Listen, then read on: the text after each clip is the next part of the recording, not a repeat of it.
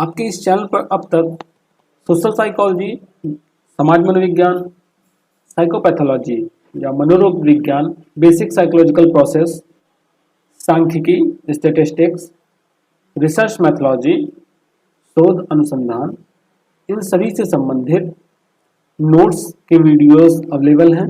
इनके साथ साथ एमसीक्यू टाइप क्वेश्चंस भी, ऑब्जेक्टिव क्वेश्चंस भी, जिसमें सोशल साइकोलॉजी से रिलेटेड, एबनॉर्मल साइकोलॉजी से रिलेटेड, पर्सनालिटी मेंटल टेस्ट से रिलेटेड, स्टैटिस्टिक्स, सांख्यिकी से संबंधित, रिसर्च यानी शोध से संबंधित, गाइडेंस काउंसलिंग, परामर्श एवं निर्देशन से संबंधित, इन्वायरमेंटल साइकोलॉजी और लास्ट में साइकोलॉजी प्रैक्टिकल से संबंधित कंप्लीट वीडियोस चैनल पर मिल जाएंगे। आपको इन वीडियोस के लिए सिर्फ यहाँ पर जो आपका वीडियो के नीचे टाइटल है, टाइटल के सामने आपको डिस्क्रिप्शन का एरो दिख रहा है, इस एरो पर आप क्लिक करेंगे, नीचे आपको सभी प्लेलिस्ट के लिंक प्रोवाइड हैं।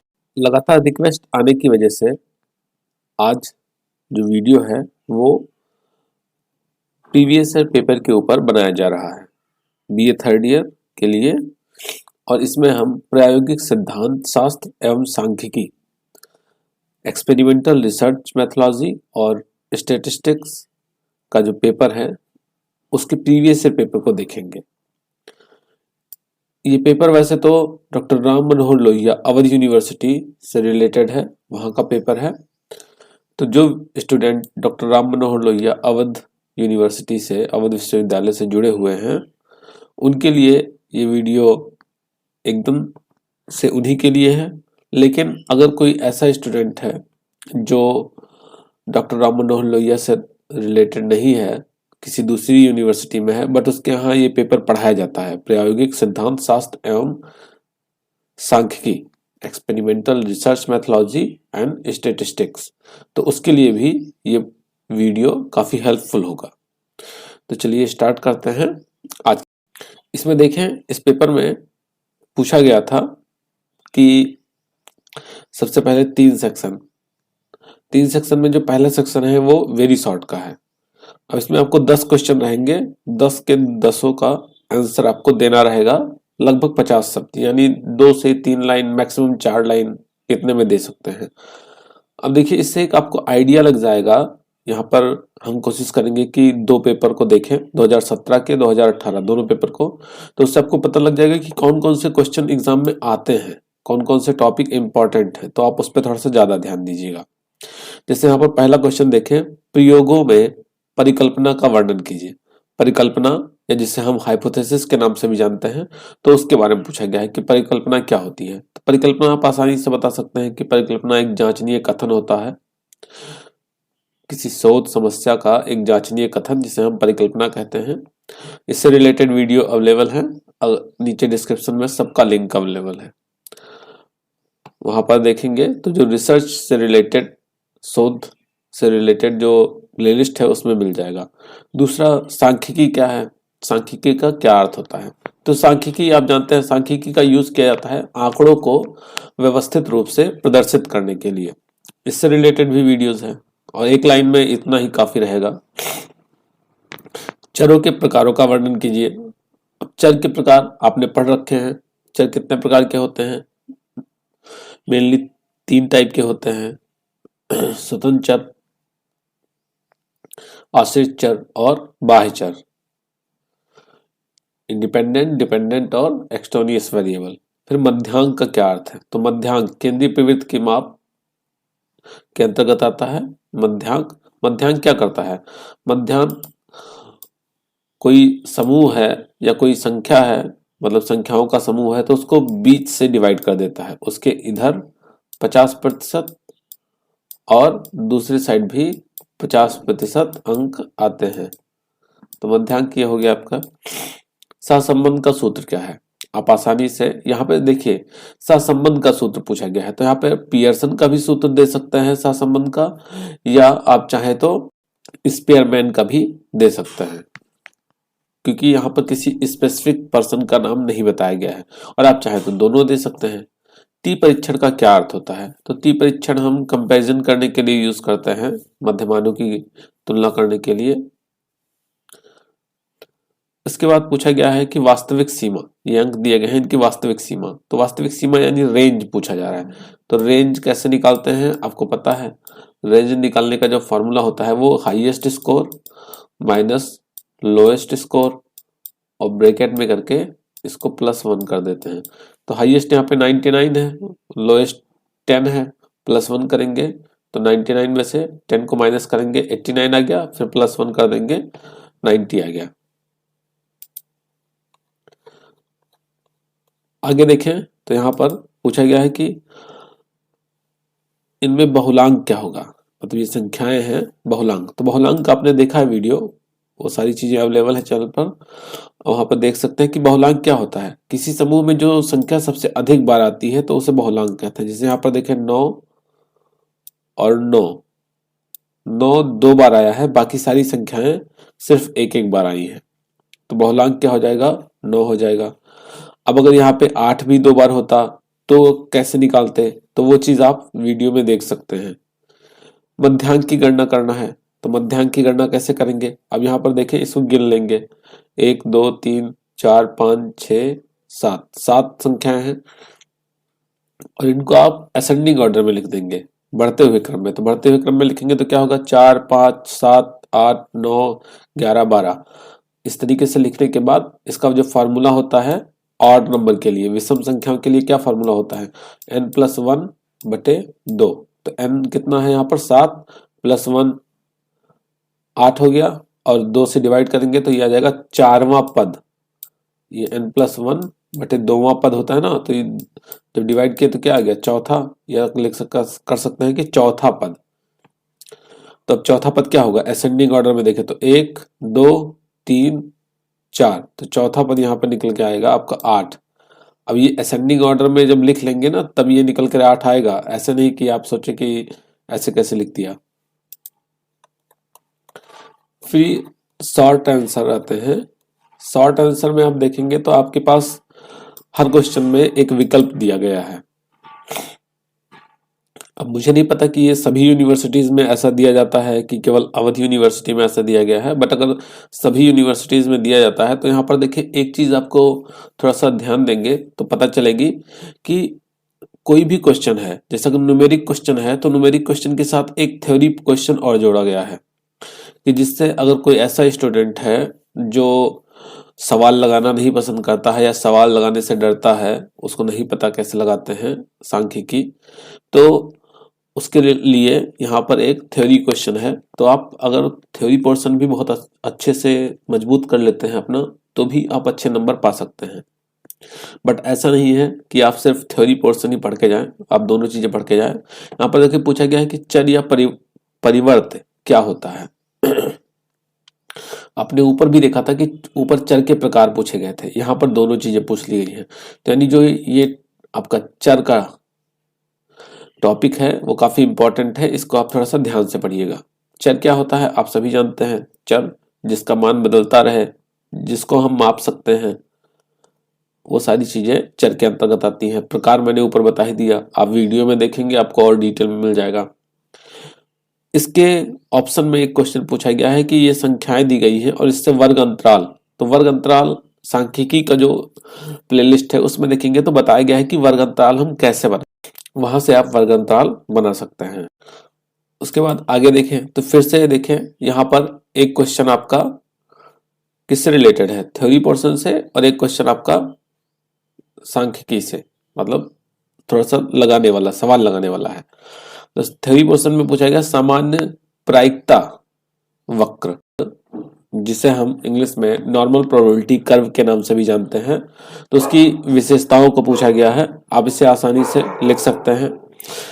इसका वीडियो अभी चैनल पर नहीं आ पाया है क्योंकि अभी हम इन्वायरमेंट साइकोलॉजी स्टार्ट कर दिए हैं, तो थोड़ा सा इन्वायरमेंट साइकोलॉजी की जब चीजें आगे बढ़ जाए, 1-2 यूनिट कवर हो जाए, देन वापस हम इस पे आएंगे। इसमें ऑप्शन में फिर पूछा गया है कि मध्यांक की गणना करें। तो अब ये मध्यांक आपका चैनल पर दोनों विधियों से बताया गया है, लघु विधि और दीर्घ विधि। दोनों में से किसी भी विधि को आप अपनाकर आसानी से मध्यांक निकाल सकते हैं। मध्यांक का फॉर्मूला आप जानते ही होंगे, वहां से आप इसको आसानी से कैलकुलेट ये देखें तो यहाँ पर पूछा जा रहा है कि समस्या से आप क्या समझते हैं, समस्या के स्रोतों का वर्णन कीजिए। देखिए एक बार फिर से थ्योरी से रिलेटेड क्वेश्चन आया है जो कि चैनल पर है। उसके ऑप्शन में पूछ लिया गया है, ये संख्याएं दी गई हैं, इसका मध्यमान विचलन क्या होगा। तो मध्यमान विचलन कैसे निकालते हैं ये चीज बताया गया है। इसको आप अगर जानते हैं तो अच्छी बात है, नहीं जानते हैं तो वीडियो में देख लीजिएगा, आपको पता चल जाएगा कि मध्यमान विचलन क्या है। अब फिर से देखिए यहाँ पर आवर्ती वितरण तालिका से आवर्ती बहुभुज रचना के विभिन्न चरणों का वर्णन कीजिए। तो जो आवर्ती बहुभुज आप बनाते हैं, जैसे यहाँ पर अगर आवर्ती वितरण तालिका दी गई होती तो आपको आसानी होती, लेकिन यहाँ पर पूछा जा रहा है उसका केवल स्टेप पूछा जा रहा है कि जैसे आवर्ती वितरण तालिका बनाते जब हैं तो उसका प्रोसीजर क्या होता है। तो आप क्या करते हैं, आप उसमें लिख सकते हैं आसानी से कि हम एक्स एक्सिस वाई एक्सिस लेते हैं, एक्स एक्सिस हमेशा वाई एक्सिस से बड़ा होता है, और उसके बाद हम उन संख्याओं का मिड पॉइंट निकालते हैं। मतलब जो भी स्टेप है वो बताया गया है, आप देख सकते हैं और आसानी से उसको बना सकते हैं। इसी के ऑप्शन में फिर पूछा गया है कि ये जो प्राप्तांक यहाँ पर दिए गए हैं इनका सहसंबंध निकालिए। तो सहसंबंध इसको आप पियर्सन या स्पेयरमैन दोनों में से किसी मेथड से भी निकाल सकते हैं, और ये भी जल्द अपलोड किया जाएगा क्योंकि अभी सिलेबस कंप्लीट करवाना है। आपके यहाँ 3 पेपर हैं, सांख्यिकी से रिलेटेड है, उसके बाद आपका इन्वायरमेंटल साइकोलॉजी से रिलेटेड है और गाइडेंस काउंसलिंग। तो इन्वायरमेंटल साइकोलॉजी स्टार्ट हो चुका है, सांख्यिकी से संबंधित अब तक 3 यूनिट कंप्लीट हो चुके हैं।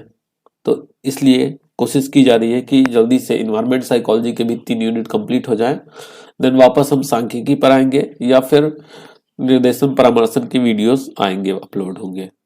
आगे फिर देखें, अगला क्वेश्चन भी सहसंबंध से ही रिलेटेड है कि सहसंबंध क्या अर्थ होता है और संख्यात्मक सहसंबंध के प्रकारों का वर्णन कीजिए।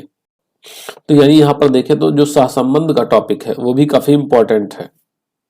सहसंबंध से रिलेटेड चीजें आप अच्छे से पढ़ लीजिएगा। फिर एक बार देखिए यहाँ पर एनपीसी से नॉर्मल प्रोबेबिलिटी कर्व से रिलेटेड क्वेश्चन आया है। नॉर्मल प्रोबेबिलिटी कर्व का ये मैथमेटिकल क्वेश्चन है। यहाँ पर आपको मध्यमान दिया गया है, एसडी प्रमाणिक विचलन दिया गया है और प्राप्तांक 20 से 60 के मध्य में आने वाले लोगों की प्रतिशत की गणना करनी है। तो ये भी बताया जाएगा आगे। अब आ जाते हैं लॉन्ग क्वेश्चन पे। लॉन्ग क्वेश्चन की बात करें तो लॉन्ग क्वेश्चन में जो पहला क्वेश्चन है यहाँ पर आप देख रहे हैं, परिकल्पना के अर्थ एवं प्रकारों का वर्णन कीजिए। देखिए ये सबसे शॉर्ट मतलब वेरी शॉर्ट में पूछा गया था सबसे ऊपर। अब यहाँ पर ये एकदम लॉन्ग क्वेश्चन में पूछा गया है। तो लॉन्ग में आप कम से कम 3-4 पेज में इसको लिखेंगे कि परिकल्पना क्या होती है, इसके कितने प्रकार होते हैं, उस सभी का आप यहाँ पर डिटेल में वर्णन करेंगे। अच्छा एक चीज ये देखें कि यहाँ पर क्या है, सिर्फ 2 क्वेश्चन का आंसर देना है और क्वेश्चन आपके पूछे जाते हैं कम से कम 4 या 5। अगला देखें तो अगला क्वेश्चन है कि ये आंकड़ा दिया गया है और आपको इसका क्वार्टाइल डेविएशन निकालना है, चतुर्थांश प्रसार निकालना है। तो ये बताया गया है वीडियो में ये चीजें कि कैसे आप निकाल सकते हैं। तो इसको आप देख लीजिएगा और आसानी से निकाल सकते हैं, लेकिन प्रैक्टिस करिएगा क्योंकि एग्जाम से पहले जब आप इसको प्रैक्टिस करेंगे ना बार बार तो चीजें आसानी से एग्जाम में हो पाएंगी। अदरवाइज आपको अभी तो लग रहा होगा कि हाँ मैं लगा ले जाऊंगा, बट अगर प्रैक्टिस नहीं करेंगे तो एग्जाम टाइम में भूल जाएंगे।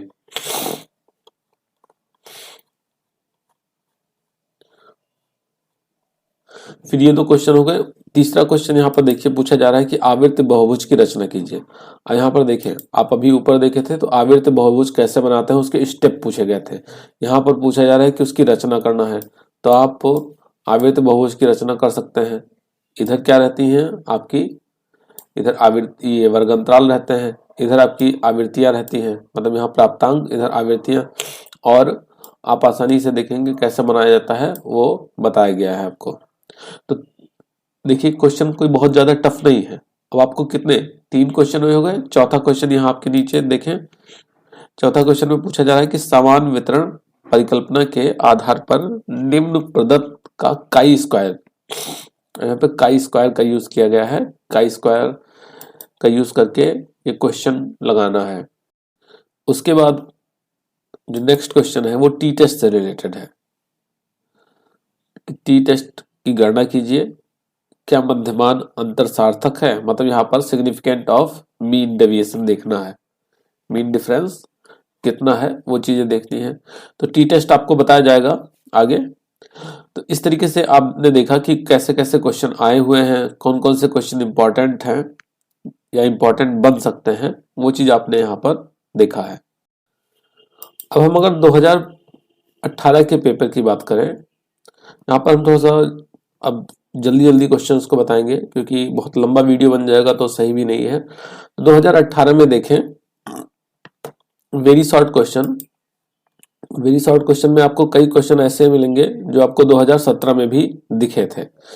ऐसे पूछा गया है प्रयोगों में समस्या का वर्णन कीजिए, मतलब जो एक्सपेरिमेंट होता है उसमें समस्या क्या होती है उसको बताना है। सांख्यिकी के प्रकार बताया गया है वीडियो। मध्यमान क्या है, अब देखिए ऊपर पूछा गया था मध्यांक क्या है, यहाँ पर पूछ लिया गया मध्यमान क्या है। तो यानी केंद्रीय प्रवृत्ति की माप, जो मेजरमेंट ऑफ सेंट्रल टेंडेंसीज है, वो पूरा का पूरा इंपॉर्टेंट है। हो सकता है अगले साल में पूछ लिया गया हो कि बहुलांक क्या है, या नहीं पूछा गया होगा तो अब पूछे जाने की चांसेस है। फिर ग्राफ की उपयोगिता का वर्णन कीजिए, जो ग्राफ बनाते हैं उसकी क्या उपयोगिता होती है उसके बारे में बताना है। मनोवैज्ञानिक प्रयोग क्या है, प्रयोग आपने पढ़ ही रखा है, बहुत बार पढ़ रखा है। सहसंबंध, ये देखिए यहाँ पर एक बार फिर से पूछा गया है कि सहसंबंध क्या है। ऊपर पूछा गया था कि सहसंबंध का फॉर्मूला लिखना था। चर पद क्या होता है, तो चर के बारे में देखिए ऊपर भी 2 बार पूछा गया था, यहाँ पे भी पूछा गया है। अच्छा, यहाँ पर मध्यांक भी पूछ लिया गया है, मतलब ये सेम क्वेश्चन रिपीट कर दिया गया। 2017 में भी पूछा गया था मध्यांक का क्या अर्थ है, 2018 में भी पूछ लिया गया है। प्रयोग विधि से आप क्या समझते हैं, तो प्रयोग विधियों का जो वीडियो है मेथड्स का, उसमें देखेंगे पता चल जाएगा आपको। अब टी परीक्षण का सूत्र, ऊपर टी का क्वेश्चन आ गया था, यहाँ पर टी टेस्ट का सूत्र पूछा गया है, फॉर्मूला पूछा गया है, तो ये आसानी से आप कर सकते हैं यहाँ पर। और आपको अब पता चल रहा होगा कि कौन कौन से क्वेश्चन इंपॉर्टेंट हैं या किन क्वेश्चन पर आपको ज्यादा ध्यान देना है। आगे हम आ जाएं वेरी शॉर्ट के बाद शॉर्ट क्वेश्चन पे। तो शॉर्ट क्वेश्चन में देखें पूछा जा रहा है कि सांख्यिकी के अर्थ को परिभाषित कीजिए और इसके क्षेत्र का वर्णन कीजिए। तो यानी जो सांख्यिकी का टॉपिक है ये भी काफी इंपॉर्टेंट है। फिर ये सेम क्वेश्चन आपने देखा था, ऊपर भी पूछा गया था, आवृत्ति वितरण तालिका कैसे बनाएं, वर्ग अंतराल का आकार 5 होना चाहिए। यही सेम क्वेश्चन आपको बताया गया है वीडियो में। परिकल्पना के अर्थ एवं विशेषताओं, अब यहाँ पे फिर से देखिए जो आपका हाइपोथेसिस है उससे रिलेटेड क्वेश्चन एक बार फिर से पूछा गया है। उसके बाद देखें तो यहाँ पर उसके ऑप्शन में पूछा गया है मध्यमान की गणना करना है। अब यहाँ पर आपका देखें ये दिया गया है क्लास इंटरवल, और इस क्लास इंटरवल और जो फ्रीक्वेंसी है उसकी हेल्प से आपको मीन निकालना है। तो कैसे निकालेंगे, इसमें लॉन्ग मेथड शॉर्ट मेथड दोनों से कैसे निकालेंगे ये चीजें वीडियो में बताई गई हैं, आप वहां से देख लीजिएगा। नेक्स्ट देखें तो नेक्स्ट क्वेश्चन में पूछा गया है कि परिवर्त या जिसे आप चर के नाम से भी जानते हैं उसको नियंत्रण करने की विधियों का वर्णन कीजिए। तो परिवर्त में जो आपका एक्सट्रेनियस वेरिएबल होता है, बाह्य चर होता है, उसको हम नियंत्रित करते हैं, तो किन किन विधियों से हम नियंत्रित करेंगे वो क्वेश्चन है। फिर इसके अथवा में ही देख लीजिए यहाँ पर पूछा गया है कि जो प्रश्न संख्या 3 है, मतलब ये जो आपका यहाँ पे दिया गया है क्लास इंटरवल, इसी से आपको क्या करना है, स्तंभाकार आवृत्ति स्तंभाकार की रचना करनी है, यानी हिस्टोग्राम की रचना करनी है। हिस्टोग्राम क्या होता है आपने देखा होगा, उस जिसमें ऐसे बार होते हैं, ऐसे बिल्डिंग्स आपने देखा होगा, जब ग्राफ बनाते हैं तो कुछ ग्राफ ऐसे होते हैं जिसमें से बिल्डिंग बनी होती है, तो उसी को हम हिस्टोग्राम कहते हैं। तो उसकी रचना करनी है यहाँ पर, किससे, ये जो आंकड़े दिए गए हैं इसी से। फिर 5वां क्वेश्चन देखें तो पूछा गया है कि प्रायोगिक अभिकल्प से क्या समझते हैं। प्रायोगिक अभिकल्प यानी रिसर्च डिजाइन से आप क्या समझते हैं, और रिसर्च डिजाइन के टाइप्स का वर्णन करना है, तो ये भी बताया गया है। आप देखेंगे जो आपका रिसर्च से रिलेटेड जितने क्वेश्चन हैं वो सब आपको प्लेलिस्ट में मिल जाएंगे। प्लेलिस्ट में आप जाएंगे तो वहां पर जितने भी यहाँ पर क्वेश्चन रिसर्च से रिलेटेड आए हैं उसमें से एक भी क्वेश्चन आपका नहीं छूटेगा। फिर इसके ऑप्शन में देखें तो फिर वही चीज किया गया है, पूछ लिया गया है कि जो ये आंकड़ा दिया गया है क्लास इंटरवल, इस क्लास इंटरवल का यूज करते हुए एसडी निकालें, मतलब इनका एसडी निकालना है, स्टैंडर्ड डेविएशन। तो स्टैंडर्ड डेविएशन का वीडियो अभी नहीं आ पाया है, वो अभी कुछ दिनों में आ जाएगा। तब तक अगर आप कहीं और से पढ़ सकते हैं तो उसको देख लीजिएगा अगर आपका एग्जाम पास में है तो, और अगर एग्जाम में अभी टाइम है तो आप थोड़ा सा वेट कर सकते हैं। अब यहाँ पर देखें इसके ऑप्शन में पूछा गया है कि बहुलांक की गणना करें। तो बहुलांक आप दो तरीके से निकाल सकते हैं, या तो आप पहले मीन निकालें और मीडियन दोनों निकालें, फिर उन दोनों की हेल्प से आप मोड निकालें, या फिर आप क्या करें इसका जो एक और फॉर्मूला है उसकी हेल्प से आप यहाँ पर बहुलांक की गणना कर सकते हैं।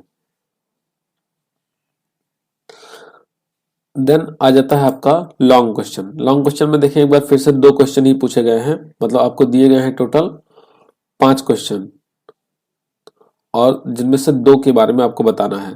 पहला क्वेश्चन ये बहुत ही इंपॉर्टेंट क्वेश्चन है, इस चीज को ध्यान रखेंगे। देखिए पिछले साल भी पूछा गया था, मतलब 2017 में, इस साल भी पूछा गया है उसके बारे में, तो इसको जरूर तैयार करके जाएंगे।